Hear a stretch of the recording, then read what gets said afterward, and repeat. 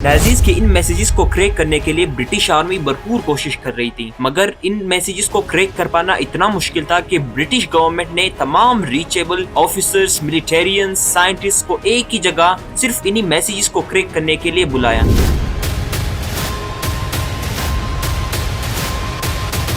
और यही से शुरुआत होती है आर्टिफिशियल इंटेलिजेंस की। इसके बाद लेट 1940s में ट्रांजिस्टर की इन्वेंशन होती है। अब एक साल गुजरता है और 1997 में एक बार फिर से गैरी कैस्परोव और डीप ब्लू के बीच गेम्स होते हैं। We were trying to prove that it was possible to build a chess machine that could beat the best human player in the world.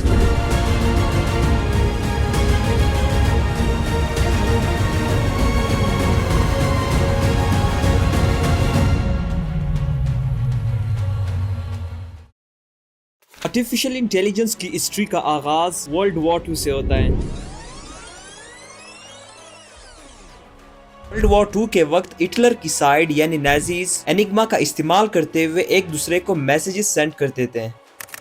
Nazis के इन messages को crack करने के लिए British army भरपूर कोशिश कर रही थी, मगर इन मैसेजेस को क्रैक कर पाना इतना मुश्किल था कि ब्रिटिश गवर्नमेंट ने तमाम रीचेबल ऑफिसर्स, मिलिटेरियंस, साइंटिस्ट को एक ही जगह सिर्फ इन्हीं मैसेजेस को क्रैक करने के लिए बुलाया। इन्हीं में से 24 इयर्स ओल्ड कंप्यूटेशनलिस्ट एलन ट्यूरिंग ये आइडिया देते हैं कि क्यों ना हम मशीन्स को वो चीजें सिखा दे जो एक नाजीज के मैसेज को क्रैक करने के लिए जरूरी होती है। इसी आइडिया पे काम करके एलन ट्यूरिंग मुख्तलिफ एक्सपेरिमेंट्स करता है और आखिर मशीन को ये सिखाने में कामयाब हो जाता है कि एक नाजी के मैसेज को कैसे क्रैक करना है। और यही से शुरुआत होती है आर्टिफिशियल इंटेलिजेंस की, जिसने आगे जाकर पूरे इंसानों की तारीख बदल देनी थी।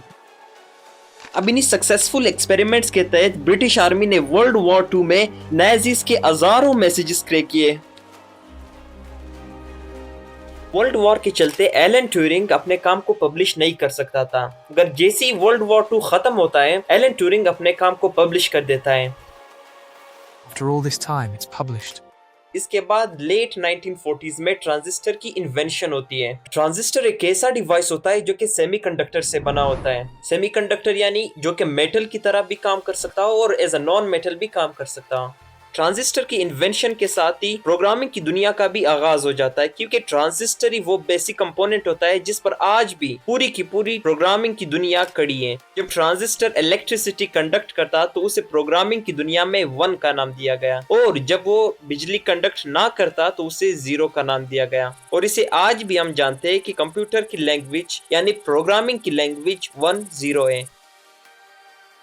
आगे बढ़ने से पहले प्रोग्रामिंग के बेसिकली 2 टाइप्स को जानना बहुत जरूरी है, रूल बेस्ड प्रोग्रामिंग और न्यूरल नेटवर्क प्रोग्रामिंग यानी artificial intelligence. Rule based programming को इफ एंड देन प्रोग्रामिंग भी कहते हैं, क्योंकि इसमें आपने कंप्यूटर को बताया होता है कि इस क्लिक पर ये प्रोसेसिंग करनी है और ये आउटपुट देना है। जबकि न्यूरल नेटवर्क प्रोग्रामिंग यानी आर्टिफिशियल इंटेलिजेंस में वो कैपेबिलिटी है कि वो खुद तमाम के तमाम इंफॉर्मेशन को स्टोर करे, प्रोसेस करे और रीजनिंग के तहत नए इंफॉर्मेशन को बनाए। मगर आपको जानकर हैरानी होगी कि शुरुआत में न्यूरल नेटवर्क प्रोग्रामिंग को साइड लाइन किया गया, तब तक इग्नोर किया गया जब तक सन 1996 में एक इंसान और आर्टिफिशियल इंटेलिजेंस के बीच एक ऐसा चेस का गेम होता है जो इंसानों की आंखें खोल देता है। ये game all time favourite chess champion, the grand master of chess Garry Kasparov और IBM कंपनी के प्रोग्राम डीप ब्लू के बीच था।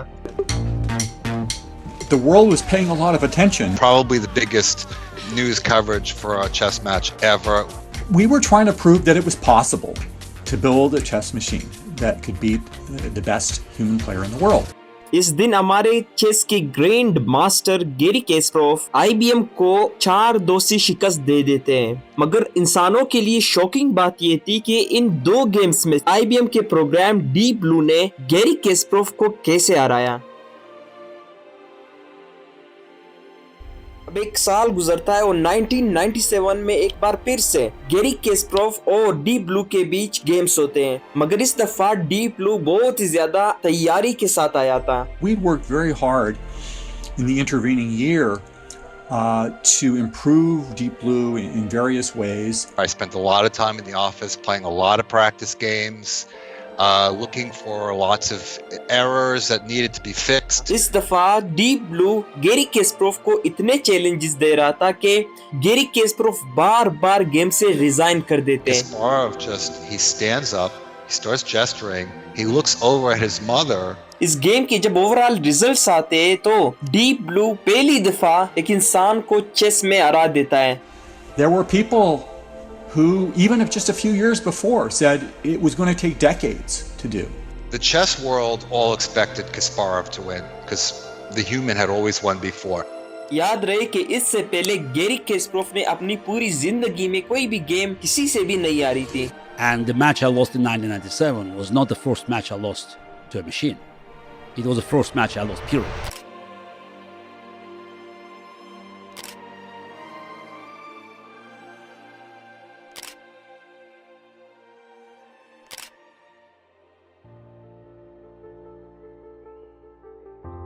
इन गेम्स के बाद इंसानों की आंखें खुल जाती है, उन्हें पता चल जाता है कि फ्यूचर में डोमिनेंस किस चीज की होने वाली है और उसी डोमिनेंस को पाने के लिए अब मुख्तलिफ businesses groups, secret agencies, militaries सब तेजी से आर्टिफिशियल इंटेलिजेंस पे काम करने लगते हैं और काम इतनी तेजी से होता है कि सिर्फ 20 साल के इस दौरानिये में हमें आर्टिफिशियल इंटेलिजेंस का वो रुख दिख जाता है जो 1900s में एक इंसान इमेजिन भी नहीं कर सकता था।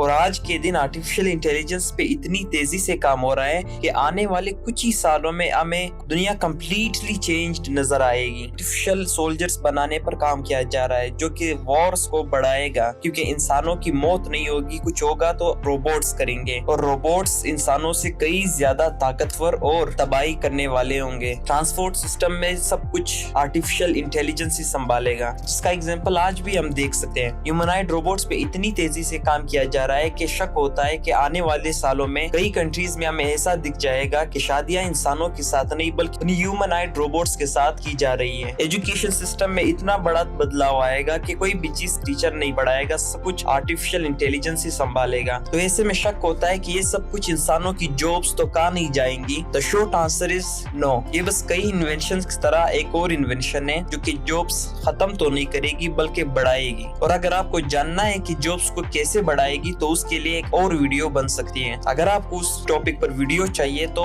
Just comment.